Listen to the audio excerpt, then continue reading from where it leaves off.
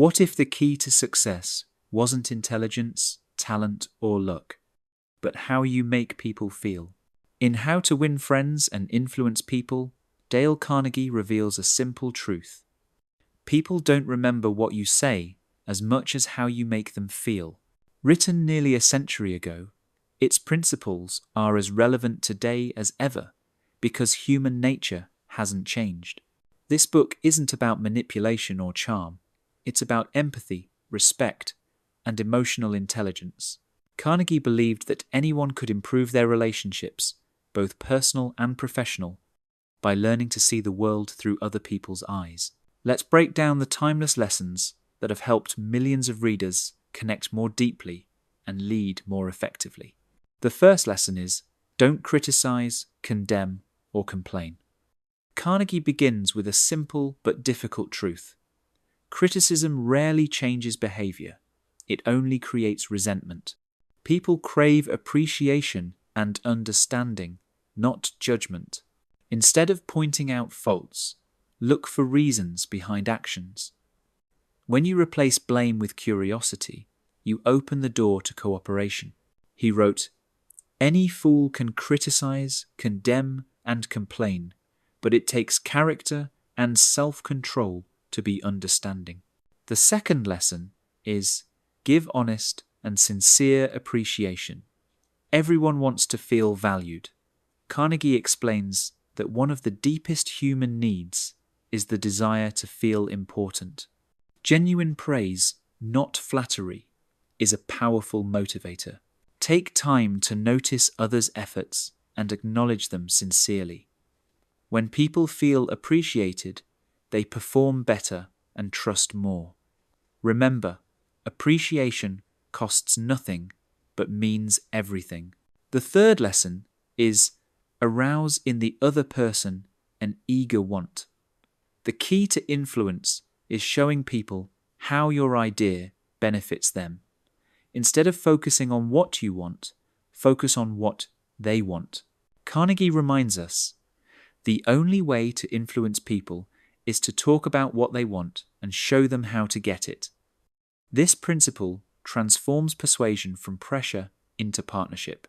The fourth lesson is, become genuinely interested in other people. Too often, we're so focused on being interesting that we forget to be interested.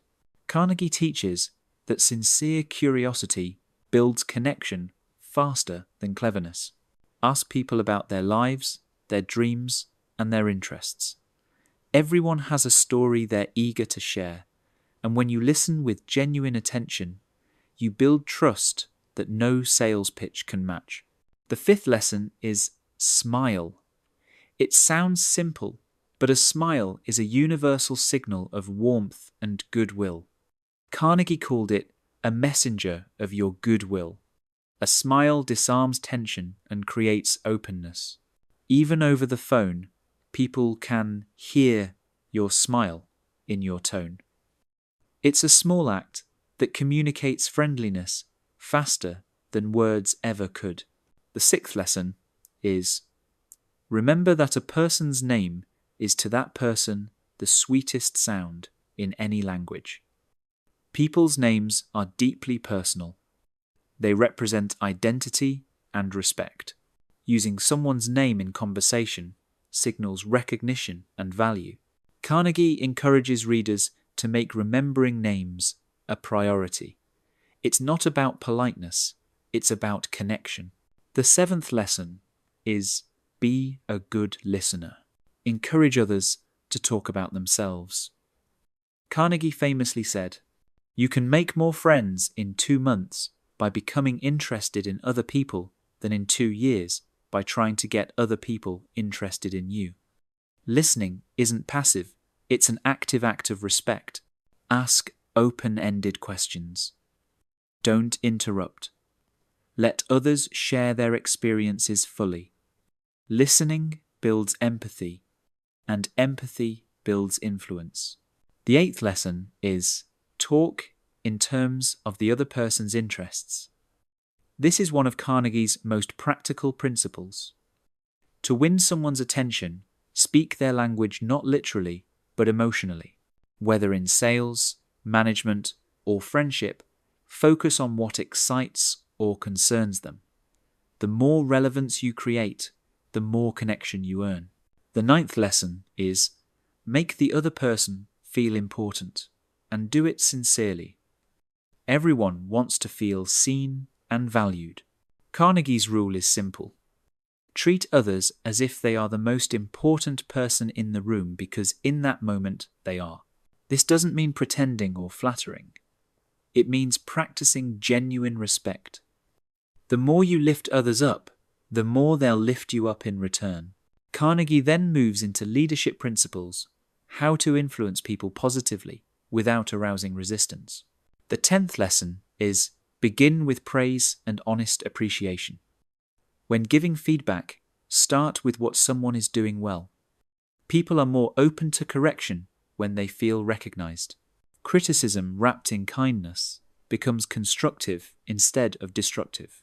The 11th lesson is call attention to people's mistakes indirectly.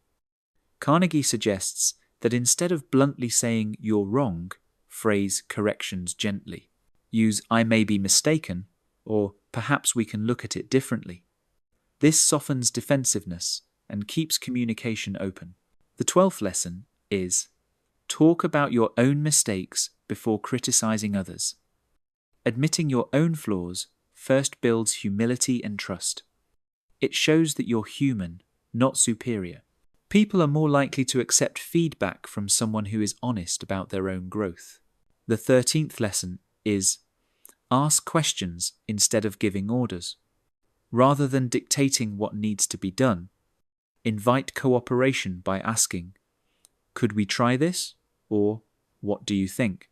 Empowers people to take ownership of solutions. Commanding creates compliance. Asking creates commitment. The 14th lesson is let the other person save face. Public embarrassment destroys trust faster than any mistake. If someone errs, correct them privately and with empathy. Carnegie reminds us, preserving dignity is more important than proving a point. The 15th lesson is praise every improvement. Even small progress deserves recognition. People repeat behavior that earns approval. Encouragement fuels growth far more effectively than criticism ever could. The 16th lesson is give people a fine reputation to live up to. Tell people what you believe they are capable of, and they'll often rise to meet that expectation. When you express faith in others, you give them permission to believe in themselves. The 17th lesson is make the fault seem easy to correct.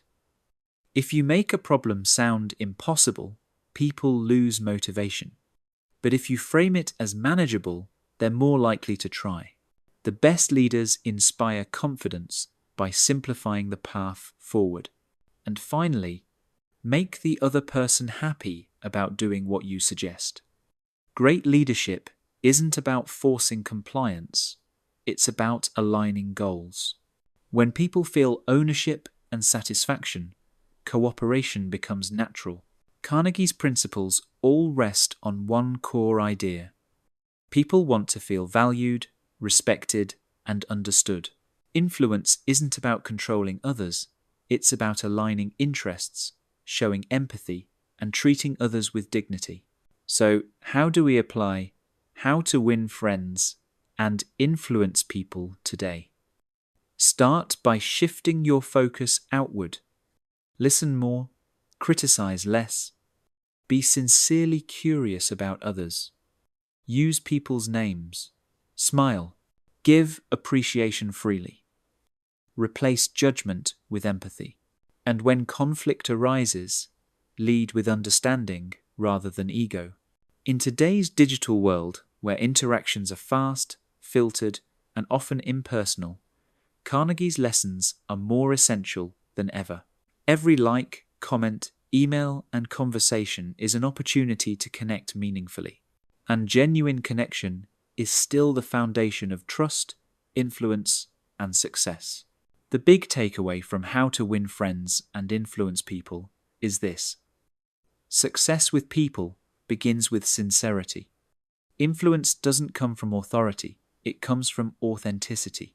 When you help others feel valued, you win something far greater than an argument you win their heart. That was How to Win Friends and Influence People by Dale Carnegie, broken down into its most powerful lessons in under 10 minutes. Which principle resonates most with you: listening, appreciation, or influence through empathy? Share your thoughts in the comments below. And if you enjoyed this summary, make sure to like this video, subscribe to 10-Minute Books, and ring the bell so you never miss our weekly breakdowns of life-changing books. Thanks for watching, and remember, people may forget what you said, but they'll never forget how you made them feel.